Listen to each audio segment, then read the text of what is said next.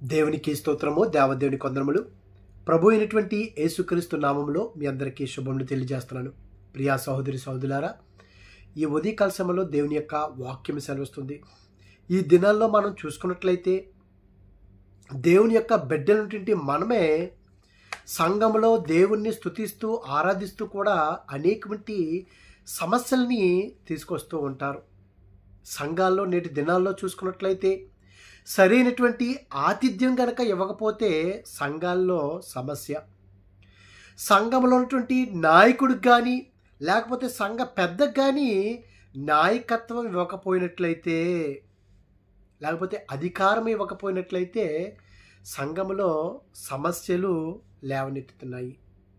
అయితే ఇంకా చూసుకున్నట్లయితే సంఘములో కనుక సహోదర ప్రేమ చూపించకపోయినట్లయితే ఈ దినాల్లో ఎందుకు అనేకమంది సంఘాల్లో విచ్ఛిన్నమైపోతున్నాయి.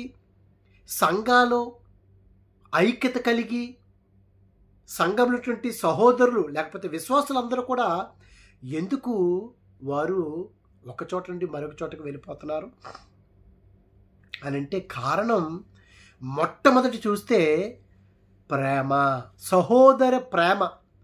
మనము దేవుని యొక్క సన్నిధిలోనికి వెళ్ళినప్పుడు వారు కొత్తవారైనా పాతవారైనా ఎవరైనా సరే సంఘములోనికి వచ్చినటువంటి వారిని మనం ఆహ్వానించడమే కాదు, ప్రేమని కనపరచాలి. అదే సహోదర ప్రేమ కనపరచకపోవటం వలన ఇది నా సంఘస్థులు సంఘములో ఉండట్లేదు. మనం అంటాం, ఇదిగో ఆ సంఘానికి వెళ్ళాను, వారు అసలు నన్ను పట్టించుకోలేదు.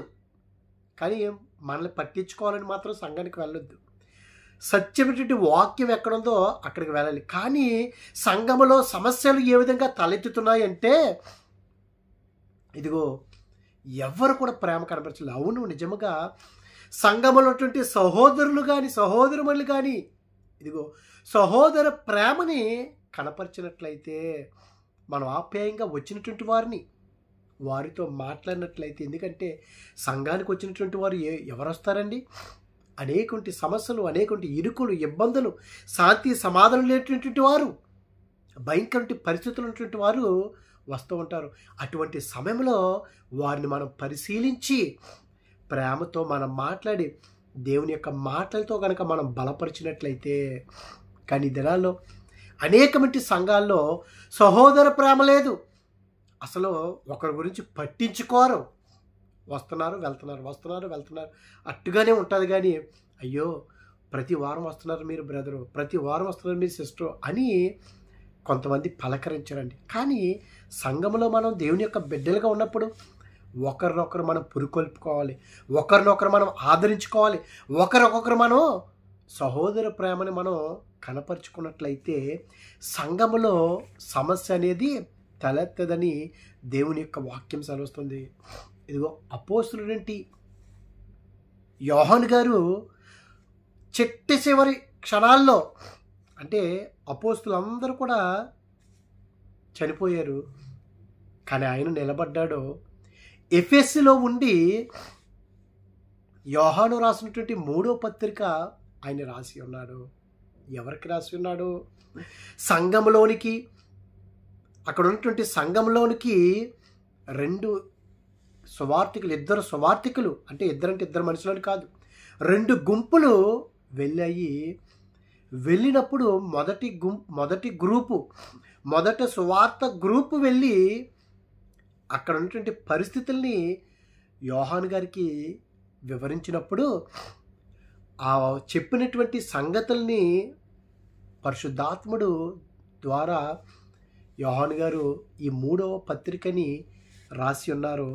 ఈ సమయంలో కనుక మనం చూసుకున్నట్లయితే యోహాను రాసినటువంటి 3వ పత్రికలో, ప్రియ సోదరి సోదర, సంఘములో జనులు ఏ విధంగా ప్రవర్తించాలో, అవును కదా, మనం దేవుని యొక్క సన్నిధిలోనికి వెళ్ళినప్పుడు మన ప్రవర్తన చాలా జాగ్రత్తగా ఉండాలని దేవుని యొక్క వాక్యం సెలవుస్తుంది.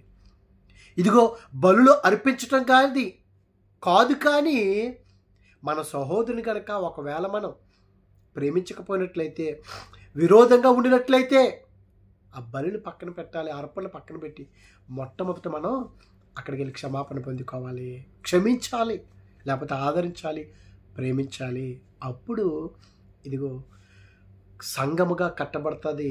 సార్వత్రిక సంఘముగా దేవుడు వచ్చి రెండవ రాకడలో ఎత్తబడే ఆ సంఘంలో ఆ గుంపులో ఉండినట్లయితే ఎంత ధన్యత అండి. ఈ దినాన అట్టి రీతిగా ఉంటున్నాయా? సంఘాల్లో కూడా వ్యాపారాలైనా, సంఘాల్లో కూడా దేవుని యొక్క వాక్యం బోధిస్తూ కూడా పక్షపాతాల, అయ్యో ఎంత భయంకరమైన పరిస్థితులు. సంఘాల్లో పక్షపాతాలు, సంఘాల్లో అసూయలు, సంఘాల్లోనే కోపాలు, పగలు, ఇంకా చూసుకుంటే ఎంత భయంకరమైన పరిస్థితులు అండి. సంఘాల్లోనే 2 గ్రూపులుగా అయిపోయి సంఘాల్లో కొట్టుకుంటున్నారంటే ప్రభువు ఎంత బాధపడతారండి. ఆయన స్వరక్తమిచ్చి కొన్నటువంటి సంఘాన్ని మనము అధ్యక్షులుగా ఉండి మనం ఏం చేయాలంటండి, దాన్ని జాగ్రత్తగా కాపాడుకోవాలని దేవుని యొక్క వాక్యం సెలవిస్తుంది. మనం అధ్యక్షులుగా ఉండి దాన్ని కాపాడుకోకపోయినట్లయితే ప్రియ సోదరి సోదరులారా, సాతానుగాడు వాడి ఇష్టానుసారంగా వాడు ప్రవర్తిస్తాడో, మనల్ని వాడు ఏం చేస్తాడో వలేసి గొంతులు వేయిస్తాడు. వాడు అట్టి రీతిగా ఉండకూడదంటే, వాడికి సాతానుగాడికి అవమానం కలగాలంటే దేవుని యొక్క వాక్యం సెలవుస్తుంది. ప్రియ సోదరి సోదరులారా, ఇదిగో మనందరము కూడా దేవునికి ఇష్టంటి బిడ్డలుగా జీవించాలి. సంఘం అనగానే ఇదిగో దానికి సంఘానికి శిరస్సు క్రీస్తు అయి ఉన్నారంటే, మనం అవయవాలుగా ఉన్నామంటే ఎట్టి రీతిగా ఉండాలి. ఒకరొక పని చేస్తుంటే అది వారికి తగినటువంటి పని, నీకు తగినటువంటి పని మనం చేసుకుంటూ సంఘాన్ని ముందుకు నడిపించే విధంగా ఉండాలని దేవుని యొక్క వాక్యం సెలవుస్తుంది. ఆయన రాస్తున్నాడు, పెద్దనైనటువంటి నేను సత్యమును బట్టి ప్రేమించు ప్రియుడైన గాయనకు శుభమని చెప్పి వ్రాయినది. ఏమంటున్నారు యోహాను గారు ఇక్కడ? పెద్దనైన నేను, సంఘానికి ఒక పెద్దగా ఉండినట్లయితే ఆయన కూడా అంటున్నారు, పెద్దనైన నేను. ఒకవేళ నేను పెద్దగా ఉన్నానా? నువ్వు పెద్దగా ఉన్నావా సంఘానికి? నువ్వు అధ్యక్షుడిగా ఉన్నావా? అంటే సేవకుడిగా ఉన్నావా? సువార్థికుడిగా ఉన్నావా? పరిచారకుడిగా ఉన్నావా? పరిచారకురాలుగా ఉన్నావా? దేవుడిచ్చినటువంటి ఆ బాధ్యతను కనుక మనం చాలా జాగ్రత్తగా కాపాడుకోవాలి. ఎందుకు? ప్రభు అయినటువంటి యేసుక్రీస్తు వారు సంఘాన్ని, ఆయన సంఘము, కానీ మనం ఏమంటాం, ఇది నాది అనేస్తాం. మనం ఏదో నేనే రెంట కడుతున్నాను, లేకపోతే నేనే కట్టుకున్నాను ఈ సంఘాన్ని, ఎంతో కష్టపడి ఎంతో ద్రవ్యాన్ని వెచ్చించాను నేను. మంచిదండి, వెచ్చించుంటారు. కానీ సంఘము క్రీస్తుది. ఇది నెల అనేక మంది ఇది మా సంఘమని వారి ఇష్టానుసారంగా ప్రవర్తిస్తుంటారో, వారికి నచ్చినటువంటి విధంగా వారికి నచ్చిన వారికి ఏది కలితే అది ఇచ్చేస్తూ ఉంటారు.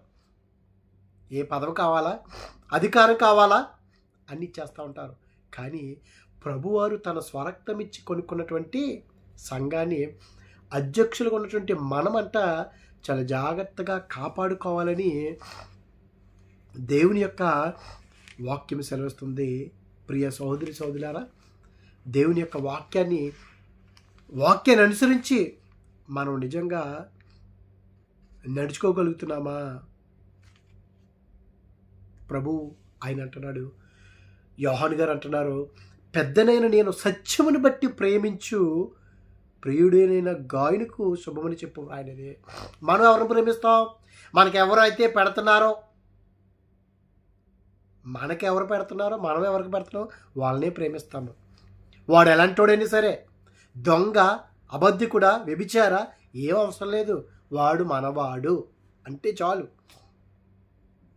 మన బంధువు, మన స్నేహితుడు. కానీ ఇక్కడ పెద్ద అయినటువంటి యోహాను గారు, అపోస్తలుడైన యోహాను గారు ఆయన ఏమంటున్నాడు? సత్యమును బట్టి ప్రేమించు ప్రియుడైన గాయనకు. ఈ గాయు కూడా సత్యాన్ని బట్టి, వాక్యాన్ని బట్టి, క్రీస్తును బట్టి ఆయన ప్రేమిస్తున్నాడు. యోహాను గారు కూడా ఆ సత్యాన్ని బట్టే గాయను ప్రేమిస్తున్నాడు. సత్యమును ప్రేమించు ప్రియుడైన గాయనకు శుభమని చెప్పి వ్రాయినది. ప్రియుడా, నా ఆత్మ వర్ధిల్లుచున్న ప్రకారము, నీ ఆత్మ వర్ధిల్లుచున్న ప్రకారము. ప్రియ సోదరి సోదరా, ఈ దినాల్లో మనం ఏమంటాం? వీరు బాగా వర్ధిల్లుచున్నారు, ఇల్లు కట్టుకున్నారు, పొలాలు కొనుక్కున్నారు, వర్ధిల్లుతున్నారు పిల్ల పాపలతోటి. మంచిదండి, దేవునికి స్తోత్రం. నువ్వు నిజంగా అన్నీ ఉన్నాయి, మంచిది. కానీ ఈ లోకంలో నీకు ఆస్తులున్నా, అంతస్తులున్నా, భూములున్నా, ఏమున్నప్పటికీ, బంగారం ఉన్నా సరే, నువ్వెందులో వర్ధిల్లాలి? నీ యొక్క ఉద్యోగంలో కాదు వర్ధిల్లటం, నీ యొక్క పంట పొలాల్లో, ఆస్తుల్లో కాదు, ధనములో కాదు, మరి ఎందులోనండి వర్ధిల్లాలి? అన్నిటిలోనే వర్ధిల్లుతాము. కానీ ఆత్మ విషయమై దేవుని యొక్క వాక్యం సెలవుస్తుంది. ఆత్మ విషయమై దీనులని వారు ధన్యులు. ఎంత చక్కటి వాక్యం అండి! ఆత్మ విషయమై దీనులైనటువంటి వారు ధన్యులని మత్తయి సువార్త 5వ అధ్యాయంలో దేవుని యొక్క వాక్యం సెలవుస్తుంది కదండి. ఆత్మ విషయమై దీనులైన వారు ధన్యులు. నిజంగా మనము ఆత్మ విషయమై దీనులైన వారుగా మనం ఉంటున్నామా? పరలోక రాజ్యము వారిది, మనదండి పరలోక రాజ్యం. ఎవరైతే ఆత్మ విషయంలో దీనత్వం కలిగి ఉంటారో, ఇక్కడ ప్రియుడా అంటే గాయు, నీ ఆత్మ వర్ధిల్లుచున్న ప్రకారము మన ఆత్మ వర్ధిల్లాలి, అభివృద్ధి చెందాలి, విస్తరించాలి, బలము పొందుకోవాలి. అందుకే మనం ప్రార్థన చేసినప్పుడు, ప్రభువా నీ 7 అంతల ఆత్మతో నన్ను అభిషేకించండియ్యా. 7 అంతల ఆత్మతోటి మనం నిజంగా ఆత్మలో వర్ధిల్లుచున్నామా?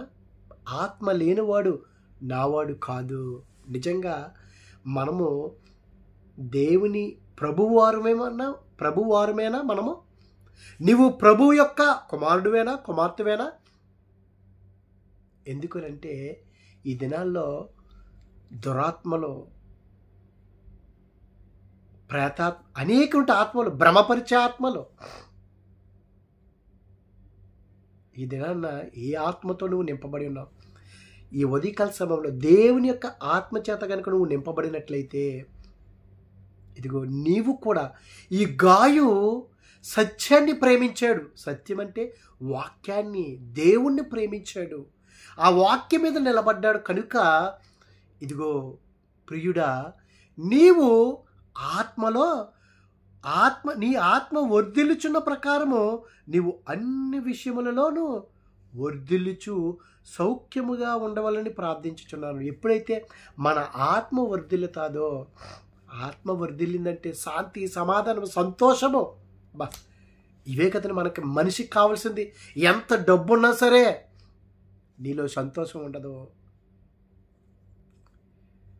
నేను దినాన్న ఒక వ్యక్తి చనిపోయారు.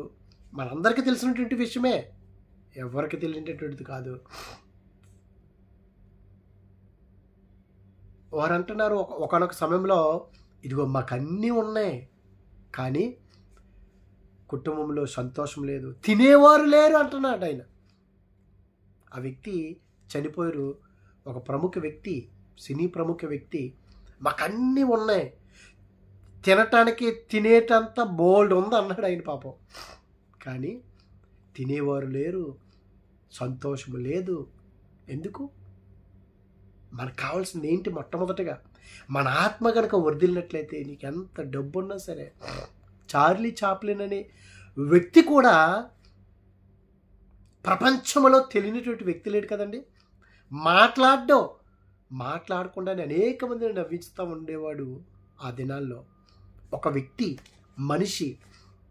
కానీ నవ్వించే వ్యక్తికే నవ్వు రాకపోతే, నవ్వించేటువంటి వ్యక్తికే సంతోషము లేకపోతే, నవ్వించేటువంటి వ్యక్తికే ఇదిగో హృదయంలో శాంతి, సమాధానం లేకపోతే, అయ్యో, ఎంతో ప్రపంచవ్యాప్తంగా బాగా ఫేమస్ అయినటువంటి వ్యక్తి కదండి, బాగా డబ్బు, ధనం ఉన్నటువంటి వ్యక్తి కదండి, పలుకుబడి ఉన్నటువంటి వ్యక్తి కదండి.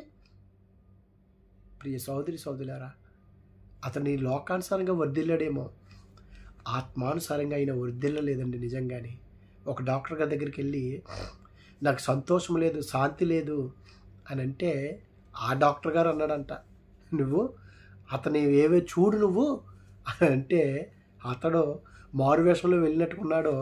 ఆ మారువేషం తీసేటప్పటికి ఇతడు ఆశ్చర్యపోయాడు. ప్రియ సోదరి సోదరులారా, మన జీవితాల్లో డబ్బు ఇచ్చి కొనుక్కునేది కాదు సంతోషము, సమాధానము.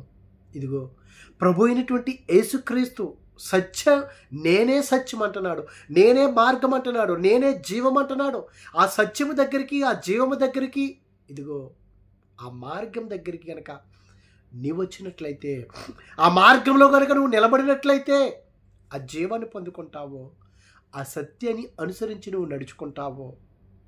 ఇదిగో అందుకే నీవు నీ ఆత్మ వర్ధిల్చున్నది కనుక నీవు అన్ని విషయాల్లో కూడా వర్ధిల్లుచు సౌఖ్యముగా ఉండవాలని ప్రార్థించుచున్నాను. అందుకే ఆగురు అన్నాడు, ప్రభువా నాకు ఎక్కువ వద్దయ్యా, నాకు తగు మాత్రమే తినటానికి. ఒకవేళ నాకు ఎక్కువ ఇచ్చేసావనుకో, ఈ దినాలు అనేక మంది చూడండి, ఓ డబ్బు ఉంటుంది, ఎక్కువ ఉంటుంది వాళ్ళ దగ్గర, కానీ తినలేరు. ఏది తిన్నా వారికి ప్రమాదమే. తింటే ఏ జబ్బు వచ్చేస్తుంది, ఉన్న జబ్బు పెరిగిపోతుందేమని. ప్రియ సోదరి సోదరులారా, అందుకే ఆగురు అంటున్నాడు, తగు మాత్రమే ప్రభువా, నువ్వు ఎక్కువ ఇచ్చేస్తే పేకల వరకు తినేసి నేను మర్చిపోతాను, నేను ప్రార్థన చేయలేను, గురకబట్టి పడుకుంటాను, నేను నాకు వద్దయ్యా. ఒకవేళ మొత్తం లేకుండా చేస్తే అయ్యో నేను దూషిస్తానేమో, నాకు తగినంత మాత్రమే దయచేయని సామెతల గ్రంథంలో ఉన్నటువంటి ఆగూరు ఎట్టి రీతిగా ప్రార్థన చేశాడండి. ఇదిగో ఆత్మలో గనక వర్ధిల్లినట్లయితే నీవు సత్యమును అనుసరించి నడుచుకొనుచున్నావు గనుక సహోదరులు వచ్చి నీ సత్య ప్రవర్తన గురించి సాక్ష్యము చెప్పగా. ఇక్కడ గాయు సత్యాన్ని అనుసరించి నడుచుకుంటున్నాడండి. ఈ దినాల్లో మనలో నిజంగా యథార్థత ఉన్నదా? సత్యము మనలో ఉండదండి. నిజంగా ఆ సత్యమే మనలో ఉంటే, క్రీస్తే మనలో ఉంటే, ఆ క్రీస్తు తత్వాన్ని మనం కలిగి ఉన్నట్లయితే, క్రీస్తును కనుక మనం ధరించుకున్నట్లయితే మనం కనపడమండి, మనలో క్రీస్తు కనబడతాడు. ఈ బట్టలు ధరించుకుంటే ఏం కనబడుతున్నాయి? బట్టలకు కనబడుతున్నాయి. మనం ఇదే విధంగా క్రీస్తును ధరించుకున్నట్లయితే, గలతీయులకు రాసినటువంటి పత్రికలో 3వ అధ్యాయము గలతీకి రాసినటువంటి పత్రికలో 3వ అధ్యాయంలో 27వ వచనంలో చూస్తే, క్రీస్తులోనికి బాప్తిసం పొందిన మీరందరూ క్రైస్తవులు కదండి. మన తల్లి కనుక క్రైస్తవురాలు అయితే బిడ్డలు కూడా ఏమైపోయారు? క్రైస్తవులే. క్రీస్తులోనికి బాప్తిసం పొందిన మీరందరూ క్రీస్తును ధరించుకొని ఉన్నారు. మనం ఎవరిని ధరించుకున్నామండి? నిజంగా క్రీస్తును ధరించుకున్నాం మనం. మరి ఈ బట్టలు వేసుకుంటే ఏం కనబడుతున్నాయి? బట్టలే కనబడుతున్నాయి కదండి. మరి క్రీస్తుని ధరించుకుంటే మనలో క్రీస్తు కనబడుతున్నాడా? లేదండి. కనపడ్డ క్రీస్తు మనమే కనబడుతున్నాం. ఎందుకు? మనలో ఇంకా మార్పు లేదు, మారు మనసు లేదు, పశ్చాత్తాపం లేదు, మాదిరికరమైన జీవితం లేదండి. కానీ గాయు సత్యాన్ని అనుసరించి నడుచుకున్నాడు కనుక, ఎవరైతే కనుక ముందు మొదటి సువార్త ఆ గ్రూప్ వెళ్ళారో వారు సాక్ష్యం ఇస్తున్నారంట యోహాను గారి దగ్గర. ఇదిగో నీ సత్య ప్రవర్తన గూర్చి సాక్ష్యము చెప్పగా విని బహుగా సంతోషించి తిని. అవును కదండి. ఒకరు సత్యమైనటువంటి మార్గంలో నడుస్తున్నప్పుడు వారి యొక్క సత్య ప్రవర్తన గురించి మనం వినినప్పుడు ఎంత సంతోషిస్తామండి. కానీ దినాల్లో సత్యమైనటువంటి ప్రవర్తన కలిగినటువంటి వారు చాలా అరుదండి. నటించేటువంటి క్రైస్తవులు కానీ, నటించేటువంటి నాయకులు కానీ, నటించేటువంటి సహోదరుమణులు కానీ మనం ఉంటున్నాం. కానీ సత్యాన్ని అనుసరించి సత్య ప్రవర్తన, నిజమైనటువంటి ప్రవర్తన అండి. ఇంకా చెప్పాలంటే జీవము కలిగినటువంటి ప్రవర్తన, అటువంటి ప్రవర్తన గాయు గారు కలిగి ఉంటే సాక్ష్యం పొంది ఉన్నాడని. ఇదిగో వినుట కంటే నాకు వీటన్నిటిని గురించి నా పిల్లలు సత్యమును అనుసరించి నడుచుకొనుచున్నారని. నా పిల్లలు నా శిష్యులు, నా బిడ్డలు. యోహాను గారు ఇంత సంతోషిస్తుంటే తండ్రి, పరిశుద్ధాత్ముడు, ప్రభు అయినటువంటి యేసుక్రీస్తు, అయ్యో నా బిడ్డలు నాలో రక్షణ పొంది ఉన్నారు, నన్ను నమ్మి ఉన్నారు, నమ్మి బాప్తిసం పొందారు, నన్ను ధరించుకొని ఉన్నారు. ఇదిగో వీరు సత్య ప్రవర్తన కలిగి జీవిస్తున్నారు, వీరు సత్యాన్ని అనుసరించి నడుచుకుంటున్నారు, సత్యమైనటువంటి మార్గంలో వీరు ఉన్నారని దేవుడు ఎంత సంతోషిస్తారండి. కానీ పేరుకు మాత్రమే మనం సత్యమని పెట్టుకున్నాం, కానీ మనలో అంతా అసత్యమే. పేరుకు క్రైస్తవులుగా మనం జీవిస్తున్నాం, కానీ ఆత్మానుసరిగా మనం మరణించామని. ప్రియ సోదరి సోదరులారా, ఈ ఉదయకాల సమయంలో దేవుని యొక్క వాక్యం సెలవుస్తుంది, సత్యాన్ని అనుసరించండి. మీ ఆత్మ కనుక వర్ధిల్లినట్లయితే, ఇదిగో ప్రభువు దేవాతి దేవుడు పరిశుద్ధాత్మ రాయించాడు, అన్ని విషయాల్లోనంట మీరు వర్ధిల్లుతారు. అయ్యో ఆర్థికమంటే పరమైనటువంటి విషయాల్లో మేము కృంగిపోయాం, చితికిపోయాము అని అనుకుంటున్నారేమో. అయ్యో ఆరోగ్యము లేకుండా అనారోగ్యముతోటి భయంకర పరిస్థితుల్లో ఉన్నాం మేము. అయ్యో మా కుటుంబంలో శాంతి లేదు, సమాధానం లేదు. అయ్యో మా కుటుంబంలో సంతోషం లేదు, మా కుటుంబంలో నెమ్మది లేదు. అయ్యో ఇదిగో ఉద్యోగాలు లేవు, మా బ్రతుకులకి విలువ లేదు అని అనుకుంటున్నారేమో. ఈ ఉదయకాల సమయంలో నమ్ముట నీ వలనైతే నమ్మువానికి సమస్తమును సాధ్యమైన దేవుని యొక్క వాక్యం చేస్తుంది. ఇదిగో ఆత్మల గనక, నీ ఆత్మ గనక వర్ధిల్లితే ఇవన్నీ కూడా దేవునికి ఇచ్చేస్తారు, అందులో నో డౌట్ ఎట్ ఆల్. అలాగని చెప్పేసి ధనం కోసము, పదవుల కోసం దేవుని దగ్గరికి రావటం కాదు. నీ ఆత్మ వర్ధిల్లితే పరిశుద్ధాత్ముడు నీలో ఉంటాడు.